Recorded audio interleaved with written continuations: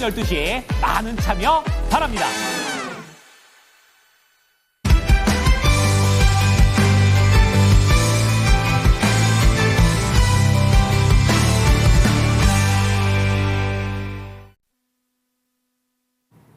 네, 이코노미 클럽 시간입니다. 오늘은 타이탄 파트너스 윤여민 이사 모시고 이야기 나눠보도록 하겠습니다. 네, 이사님 안녕하십니까? 네, 안녕하십니까? 네, 자 오늘 주제부터 먼저 알아보도록 하죠. 주제 띄워주시죠. 여전히 잘 나가는 미국, 이슈 따라가기 급한 한국입니다.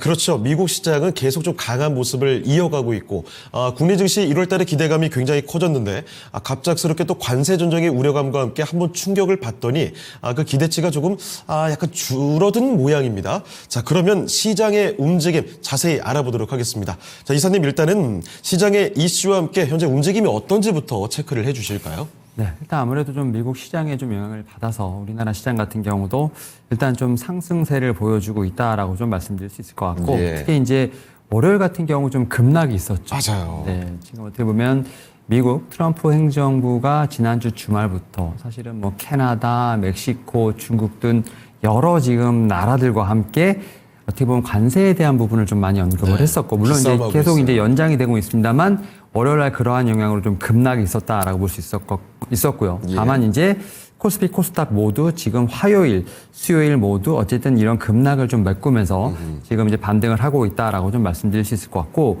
이와 별개로 이제 뭐 나스닥 지수 같은 경우는 사실은 좀 우리나라 지수보다는 좀 상당히 견조한 흐름을 좀 보여주고 있다라고 좀 말씀드릴 수 있을 것 같은데 사실 간밤에 좀 여러 가지 좀 이슈가 좀 있었습니다. 일단 사실 이제 미국 같은 경우도 딥시크를 좀 비롯해서 어떻게 보면 무역 분쟁과 관련돼서 좀 지수가 좀 변동성을 보였습니다만 이제는 오히려 좀 자리를 잡아가는 모습이라고 말씀드릴 수 있을 것 같고 여기에 대해서 이제 경제 지표라든지 개별적인 종목들의 실적에 좀 많이 반응을 하는 좀 정상적인 시장으로 조금 돌아오고 있지 않나라고 좀 생각을 하는데 특히 이제 어제 좀 ADP 민간 고용 보고서가 좀 발표가 됐죠. 관련돼서 예, 서비스업 같은 경우는 좀 어떻게 보면은 소비자 관련된 산업은 좀 고용이 좀 견조했지만 비즈니스 서비스라든지 생산 부분이 약간 약한 모습을 좀 보이면서 사실 고용 시장에 대한 부분에서 약간 좀 퀘스천 마크가 들었다는 점. 다만 이제 전체적인 고용 어떤 보고서는 금요일 날 나오는 상황이기 때문에 이 부분을 좀 주목할 필요가 있지 않을까라는 좀 생각을 하고 있고요.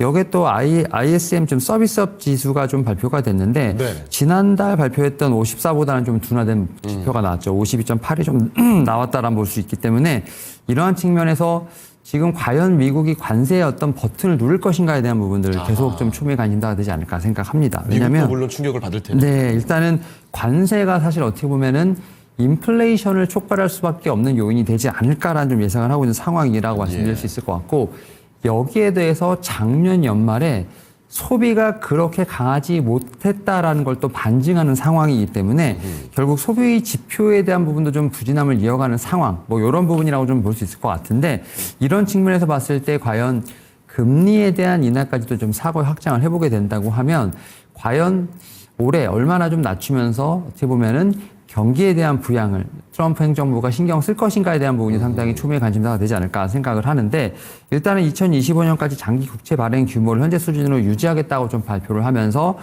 국채 금리 좀 하락이 됐다는 부분들 뭐 이런 부분들로 인해서 어느 정도 시장에는 조금 순풍이 불었다라고 좀 말씀드릴 수 있을 것 같고 그러다 보니까 미국과 중국의 지금 관세 전쟁은 아직 끝나지 않았죠. 지금 양국이 약간의 속도 조절을 한다는 느낌이 좀 있습니다. 걱정이 자꾸 됩니다. 네, 특히 트럼프 1기를 생각해 보게 된다고 하면 사실은 뭐 우리가 이제 경험을 했다라고 했고 또 이제 워낙 지수 자체가 좀 많이 조정을 받은 상황이기 때문에 그런 부분에서 트럼프 1기 때처럼 장기적인 제가 볼 때는 어떤 시장의 악화 요인은 아니겠습니다만 일단 경험 있는 상황이기 때문에 그러한 측면에서 좀 이런 부분은 분명히 염려가 됩니다만 그럼에도 불구하고 어제 같은 시장에는 금리 인하에 대한 기대감이 결국 이제 미국 국채금리의 하락 여기에 더해서 또 개별적인 종목들의 뭐 이제 또 실적 발표에 따라서 지수가 좀 움직이는 좀 그러한 정상적인 흐름이 좀 나오지 않았나 좀 생각을 하고 있습니다. 네, 알겠습니다. 앞서 뭐 설명을 해주셨지만 트럼프 1기 때 미국과 중국 사이에 끼어서 참 고생을 많이 했던 우리 증시였습니다. 자, 그래서 관세 전쟁에 대한 이 두려움, 공포가 굉장히 큰 상황인데 미국에서 지금 나왔던 고용이라든지 서비스업 지수, 경제 지표들을 봤을 때 관세 전쟁이 과연 가능할까 이런 물음표 좀 뜨고 있다는 점 같이 감안해 주시면 좋을 것 같고요. 자, 그러면 우리가 이제 눈여겨봐야 될 만한 국내외 현재 시장에서 보이는 특징 섹터들 알아보도록 하겠습니다. 자, 특징 섹터 분석 좀 부탁드리겠습니다. 네, 일단은 제가 첫 번째로 말씀드릴 특징 섹터는 전력 인프라 예. 쪽이라고 좀 말씀드릴 수 있을 것 같은데, 일단은 오늘 효성중공업이 지금 52주 신고가를 좀 갱신을 하면서 대단합니다, 정말. 일단은 예, 전력 인프라 쪽에서 어떻게 보면은 다시 한번 대장주가 바뀌는 네. 뭐 순환매가 좀 바뀌는 모습이라 볼 수 있을 것 같습니다. 일단 HD 현대 일렉트릭 같은 경우가 1월 24일 날 52주 신고가를 쓴 이후에 약간의 좀 차익 실현이 좀 나왔습니다만 예. 오히려 그 바통을 효성중공업이 좀 이어받고 있지 않나라고 좀 생각을 하고 있는데 이와 관련돼서 사실 전일장에서 좀 힌트를 얻을 수 있다라고 좀 생각이 듭니다. 뭐죠? 왜냐하면 엔비디아가 사실은 상당히 좀 어떻게 보면 흐름이 좀 부진했습니다만. 딥시크 쇼크를 제대로 한번 받았었죠. 네, 그러면서 상당히 좀 128불까지 어떻게 보면은 좀 조정을 받았다라고 생각했습니다. 거기서 더 빠졌죠. 네. 그래서 110달러까지 좀 나오면서 어떻게 보면 이제는 좀 이제 하드웨어에서 소프트웨어 쪽으로 AI 시장이 좀 트렌드가 바뀌는 것이 아니냐라는 좀 얘기가 있었습니다만. 많은 분들이 패닉에 좀 빠졌었고. 네. 하지만 이 엔비디아가 어제 좀 반등한 이후에는 결국 그 뒤에 숨어져 있는 건 결국 데이터 센터에 대한 지출. 결국 이제 빅테크들의 지출이 얼만큼 드라마틱하게 늘어나느냐. 사실 이런 부분이 좀 중요하지 않나라고 생각을 하고 있고, 알파벳이 이제 자본 지출 관련돼서 좀 얘기를 했는데, 예. 올해 이제 연간 카펙스가 한 750억 달러가 예상이 되는데, 이런 부분이 전년 대비 43% 증가했다라고 좀 말씀드릴 수 있을 것 같고, 여기에 대해서 기존 컨센서스인 579달러를 넘어가는 상황이기 때문에, 결국 이제 빅테크들이 여전히 데이터 센터와 관련된 드라이브를 좀 많이 걸고 있고 자본에 대한 부분을 많이 지출하고 있다라는 부분이 어떻게 보면은 예. 돈이 나가는 건 크게 바뀌지 않는다. 네, 생각이 들고 있고 그런 측면에서 앞에서 말씀드렸던 AI 트렌드가 하드웨어든 소프트웨어로 가던 결국 데이터 센터를 많이 짓겠다는 것, 여기에 자본 지출이 많다는 것 자체는 그와 관련된 인프라도 같이 갈 수밖에 없지 않느냐. 어떤 이런 식으로 사고에 좀 확장이 필요하지 않을까라는 좀 생각을 하고 있습니다. 뭐 그런 측면에서 저는 이제 전력 인프라와 관련된 부분은 최근에 좀 딥시크와 관련돼서 좀 억울하게 좀 네. 주가가 떨어진 섹터들 중에 하나가 아닐까라는 좀 생각을 하고 있고요.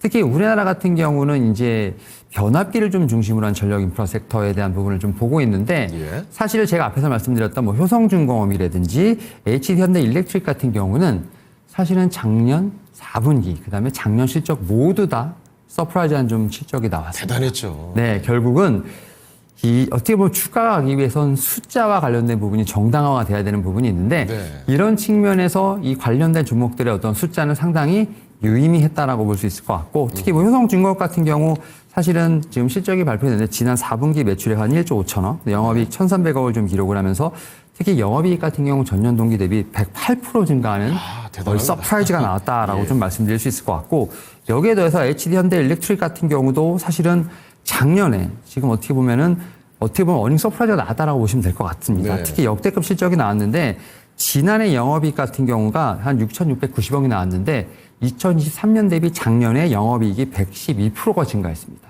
그런 측면에서 어떤 이런 신고가 행진 같은 경우 상당히 정당화될 수 있지 않냐 생각을 하면서 결국 이런 전력 인프라와 관련돼서 순환매가 돌고 있다. 그럼 다음 타자는 누가 될 것인가? 결국 이런 부분을 좀 찾는 그러한 매매가 상당히 중요하지 않을까 생각하고 있습니다. 네. 딥시크 쇼크가 찾아오게 되면서 AI 하드웨어 그리고 전력 인프라 관련된 종목들 그전에 너무나 주가가 많이 올랐었기 때문에 이거 좀 바뀌는 거 아니야? 이제 꺾이는 거 아니야? 이런 의구심도 최근에 올라가긴 했습니다만 지금 보시면 대표 종목들 또 신고가가 나오고 있습니다. 자, 그래서 전력 인프라 다시금 또 눈여겨봐야 된다는 점 말씀을 해주셨는데요.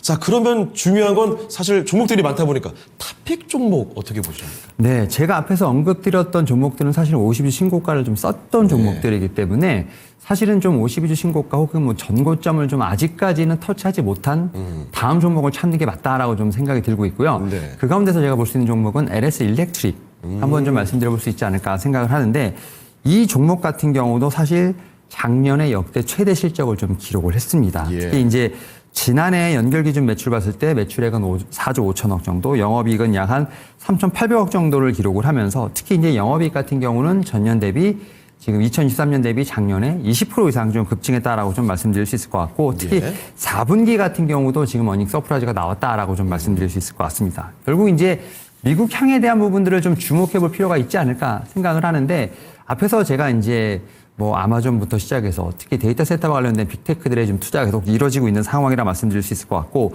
특히 이런 데이터 센터와 관련돼서 전력 소모량 같은 경우가 특히 미국을 중심으로 봤을 때 2028년까지 거의 전력 소비량 전체의 6에서 12%까지 급증하지 않을까라는 좀 생각을 하고 있습니다. 예, 예. 그런 측면에서 봤을 때 이런 데이터 센터와 관련된 인프라, 전력 인프라를 까는데 상당히 제가 볼 때 변압기는 필수 요소가 되지 않을까 생각을 하고 있고 특히 AI와 별개로 지금 전력망 자체가 노후화됐기 때문에 이런 교체 수요도 분명히 있지 않나라고 좀 생각을 하고 있습니다. 여기에 더해서 지금 LS 일렉트릭 같은 경우는 수주 잔고가 상당히 넉넉합니다. 지금 지난해 말 기준으로 수주 잔고가 3조 4천억이 되는 상황.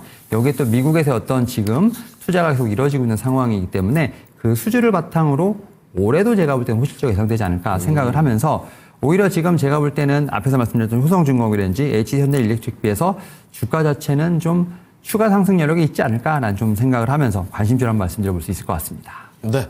자, 전력 인프라 중에서도 사실 신고가 들어간 대표 종목들이 또 눈에 띄고 있죠. 그런데 LS 일렉트릭 아직까지는 상승의 여력이 있다는 점.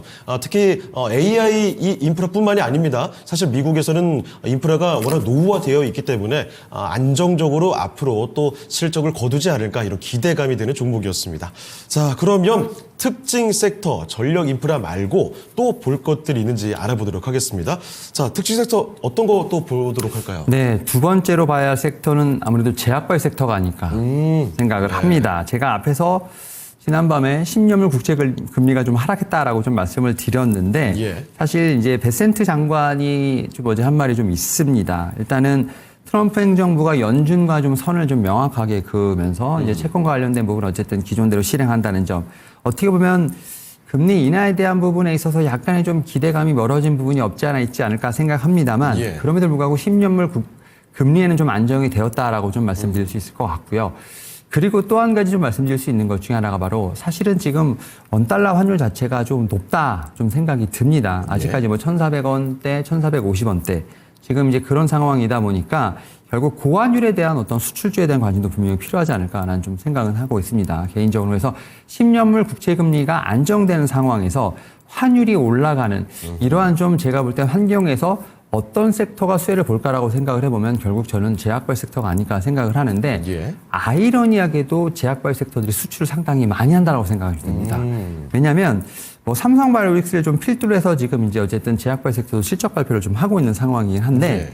삼성바이오로직스 같은 경우 지금 실적을 봤을 때 거의 3% 정도만 국내에서 지금 매출이 나오고 있고요. 그거밖에 안 돼요? 네, 90% 이상이 미국과 유럽에서 지금 이제 수출이 나온다라고 좀 보시면 될 것 같습니다. 결국 이제 삼성바이오로직스 같은 경우가 지금 이제 뭐 매출 4조를 넘어가는 상황인데 그 가운데서 이제 어쨌든 간에 매출에 관련된 부분들이 미국과 유럽에 많다는 거. 여기에 대해서 이제 우리 최근에 보게 된 바이오텍들 기술 수출 관련된 얘기들이 많이 나오고 있는데 예. 이 로얄티, 우리가 흔히 말하는 마일스톤을 결국 달러로 받습니다. 달러로 받는다는 것 자체는 원달러 환율에 있어서 상당히 좀 좋은 예. 어떤 재료가 된다는 측면에서 봤을 때 실적도 잘 나오고 있고 강달러에 대한 수혜도 좀 받을 수 있다라는 측면에서 봤을 때 뭐 전통적인 뭐 제약도 좋겠습니다만 뭐 CDMO라든지 바이오텍과 관련된 종목들 같은 경우가 상당히 제가 볼 때는 이런 강달러에도 수혜를 볼 수 있지 않나라는 좀 생각을 하면서 10년물 국채금리 어떤 안정과 더불어서 실적과 관련된 부분에서 봤을 때 저는 뭐 제약바이오 섹터도 충분히 어떻게 보면 시장의 조정을 좀 견딜 수 있는 하나의 섹터가 되지 않을까라는 좀 생각은 하고 있습니다. 네. 실적도 따라주고 거기에다가 이거 좀 의외였는데요. 강달러 수혜까지 받아볼 만한 이런 기대감이 드는 섹터가 바로 제약바이오 섹터다. 이런 말씀을 또 전해주셨습니다. 환경이 뭐 딱딱 맞아떨어지고 있는 것 같은데 자 그러면 그중에서 탑픽 종목 알아보도록 하겠습니다. 탑픽 종목 어떻게 보십니까?